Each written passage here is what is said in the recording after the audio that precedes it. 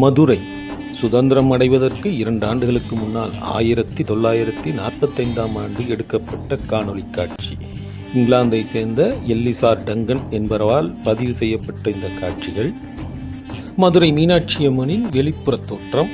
எந்தவிதமான ஆக்கிரமிப்புகளும் இல்லாத வெளிப்புற சுற்றுச்சுவரை பார்க்கலாம். கோபுரத்தின் வர்ணங்கள் பூசப்படாமல் பழமையடைந்திருக்கக்கூடிய நிலைமையும் நாம் காணலாம்.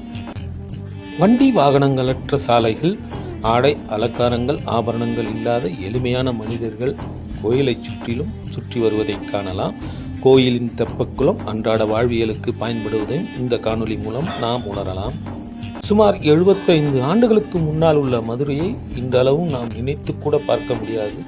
அப்படி ஒரு பிரம்மாண்ட வளர்ச்சியை அடைந்திருக்கக்கூடிய மதுரை மாநகரில் இன்றைக்கு உள்ள நவநாகரிக மங்கைகளின் தோற்றம் அன்றைய காலகட்டத்தில் அந்த நவநாகரிகம் இல்லாத எளிமையான இளம் பெண்களின் தோற்றம், தெருவெங்கும் காய்கறிகள் வியாபாரம், கூடையில் சுமந்து சென்று விற்கக்கூடிய சூழ்நிலையை காட்டும் படமாகத்தான் இதை காணலாம். பெண்கள் பெரும்பாலும் ஜாக்கெட் அணியாத சூழ்நிலையில் தான் இப்படத்தில் தென்படுகிறார்கள். வேட்டி சட்டையுடனும் ஏதோ ஒரு கிழிந்த உடைகளுடன் தான் அந்த சிறுமிகள் இருப்பதை நாம் இங்கே காண முடியும். மதுரையின் முக்கிய அடையாளமாக திகழக்கூடிய வைகை ஆற்று பாலம், அந்த பாலத்தை ஒட்டியுள்ள தரைப்பாலம், தண்ணீர் தரைப்பாலத்திற்கு மேல் விழுந்து செல்வதையும், மக்கள் அங்கங்கே ஆடு மாடுகளை ஓட்டிச் சென்று மீன்பிடி விஷயங்களும் நடப்பதை நாம் இங்கே காணலாம். தண்ணீர் மிகுந்து ஓடும் வைகை நதியை இன்று காண்பது எவ்வளவு பெரிய அரிதான காரியமாக தான் இருக்கிறது. ஆனால் அந்த அளவில் தண்ணீர் பாய்ந்து ஓடும் இந்த வைகை நதியில் சர்வசாதாரணமாக ஏழை கிராமத்து மக்கள் தங்கள் உணவிற்காக மீனை பிடித்து செல்லும் காட்சியையும் படமாக்கியிருக்கிறார் எல்லிசார் டங்கன் எனக்கூடிய இங்கிலாந்து நாட்டைச் சேர்ந்த புகைப்படக் கலைஞர்.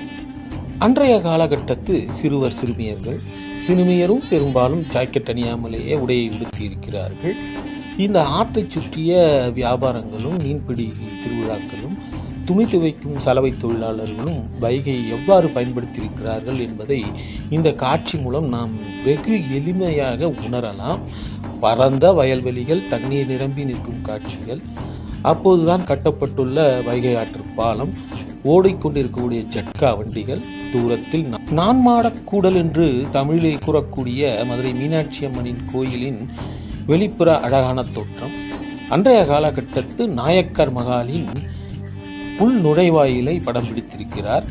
அந்த நாயக்கர் மகாலின் இன்றைய தோற்றம் மிக பிரமிப்பாக இருக்கும். ஆனால் அன்றைய காலகட்டத்தில் சற்று பொலிவு இல்லாத சூழ்நிலையில் காணப்படுவதையும் நாம் இங்கே காணலாம். பராமரிப்பு கொஞ்சம் அற்ற நிலைமையிலும் இவ்வாறே உள்ளதாகவும் இந்த புகைப்பட காட்சி மூலம் நாம் தெரிந்து கொள்ளலாம்.